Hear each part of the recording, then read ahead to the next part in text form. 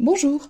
Dans cette nouvelle vidéo sur la découverte de la culture chrétienne et des bases fondamentales de la foi chrétienne, nous allons aborder le récit de la création qui se trouve dans la Genèse. Mais d'abord, je vous invite à regarder ces tableaux. Nous avons Dora Maar assise, tableau peint en 1937, puis Dora Maar au chat, peint en 1941. En les regardant, vous aurez sans doute un léger sourire en reconnaissant bien entendu l'artiste que je n'ai pas cité, le grand artiste Pablo Picasso. Vous l'avez reconnu sans doute grâce à sa patte si particulière, à sa créativité, à son tracé si singulier.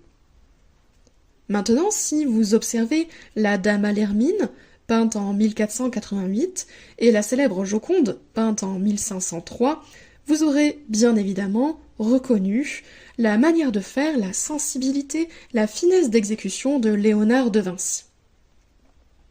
Je reviens à la Genèse. Le récit d'aujourd'hui est tiré de ce premier livre de l'Ancien Testament. Son titre, Genèse, vient du grec Genesis et signifie création ou origine.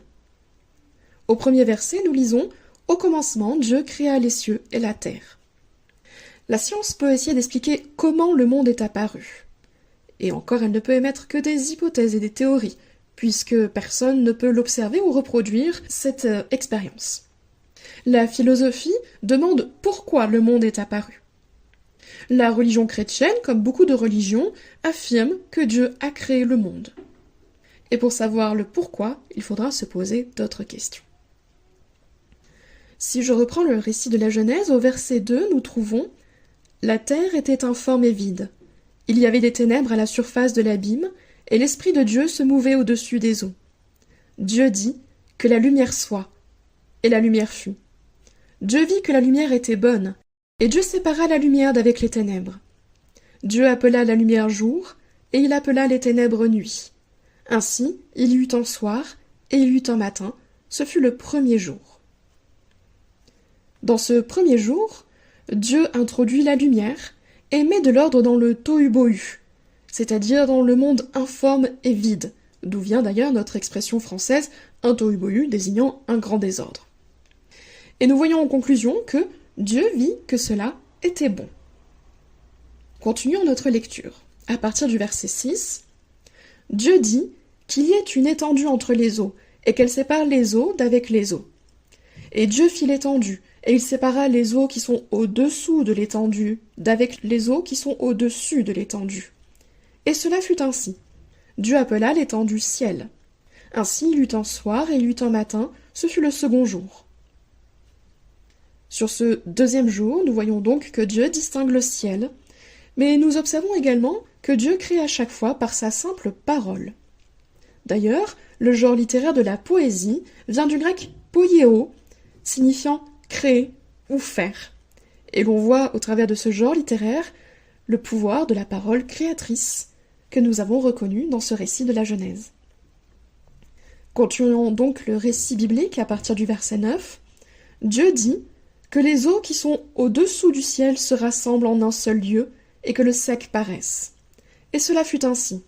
Dieu appela le sec terre et il appela l'amas des eaux mer. Dieu vit que cela était bon. Puis Dieu dit que la terre produise de la verdure, de l'herbe portant de la semence, des arbres fruitiers. Ainsi il y eut un soir et il y eut un matin, ce fut le troisième jour. Dieu dit qu'il y ait des luminaires dans l'étendue du ciel pour séparer le jour d'avec la nuit. Et cela fut ainsi. Dieu vit que cela était bon. Ainsi il y eut un soir et il y eut un matin, ce fut le quatrième jour. Pour aller un peu plus vite sur le récit de la Genèse, je me suis permis de couper les versets, mais bien sûr, vous pouvez retrouver l'entièreté du texte dans n'importe quelle Bible, ou bien même en ligne. Le jour 3, Dieu crée la terre et les mers, puis tous les végétaux. Le jour 4, Dieu fait éclairer la terre par les astres, soleil, lune et étoiles. On observe encore une fois que Dieu a créé par sa simple parole, et qu'il constate encore une fois que ce qu'il crée est bon. Je reprends le récit de la Genèse. Dieu dit que les eaux produisent en abondance des animaux vivants et que des animaux volent sur la terre vers l'étendue du ciel. Dieu vit que cela était bon. Dieu les bénit en disant « Soyez féconds, multipliez, et remplissez les eaux des mers, et que les oiseaux multiplient sur la terre. » Ainsi il eut un soir et il eut un matin, ce fut le 5e jour. Dieu dit que la terre produise des animaux vivants selon leur espèce, du bétail, des reptiles et des animaux terrestres selon leur espèce. Et cela fut ainsi.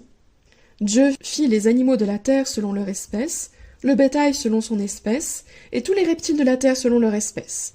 Dieu vit que cela était bon.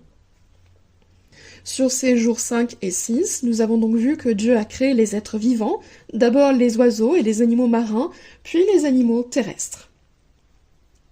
Les Juifs et les chrétiens voient des caractéristiques de Dieu dans sa création, comme on a pu en voir au début de cette vidéo, avec des caractéristiques typiques de certains artistes, de Picasso ou de Léonard de Vinci dans leurs peintures. Donc, quand Dieu crée, on voit dans sa création quelque chose qui nous parle de lui, un reflet, une empreinte de sa sensibilité et de qui il est. Comme en voyant un tableau, on reconnaît l'artiste parce qu'on reconnaît sa sensibilité, sa manière de faire, son style. Dans le christianisme, ce récit de la Genèse nous permet donc de constater d'abord que Dieu est éternel, puisqu'il existe avant la création du monde. Ensuite, nous avons insisté plusieurs fois là-dessus, Dieu est créateur par sa parole.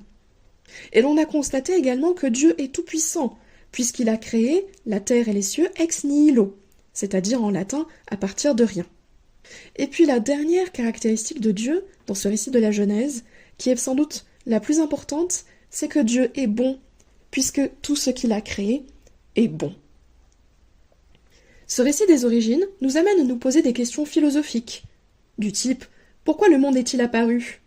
Si le monde était bon à l'origine, d'où vient le mal ?» Les réponses, nous pouvons les trouver dans la Bible, mais vous êtes libre également de les chercher par votre propre raisonnement et vos propres réflexions. Le fait que Dieu, dans le récit judéo-chrétien de la Genèse, créé par sa parole, nous amène aussi à réfléchir en philosophie ou en psychologie. Quel est le pouvoir de la parole ? Du point de vue chrétien, il est normal que la parole ait un grand pouvoir, puisque c'est au travers de la parole que Dieu lui-même a créé le monde. La parole peut-elle créer ou détruire ? Dans le récit biblique, nous avons vu déjà une piste de réponse. Et puis enfin, suis-je ce que les autres disent de moi ? Ou suis-je une créature indépendante de ce qui est dit de moi ? Je vous laisse réfléchir par vous-même, sonder les Écritures, ou bien chercher vos propres réponses, et je vous dis à bientôt. Merci pour votre écoute.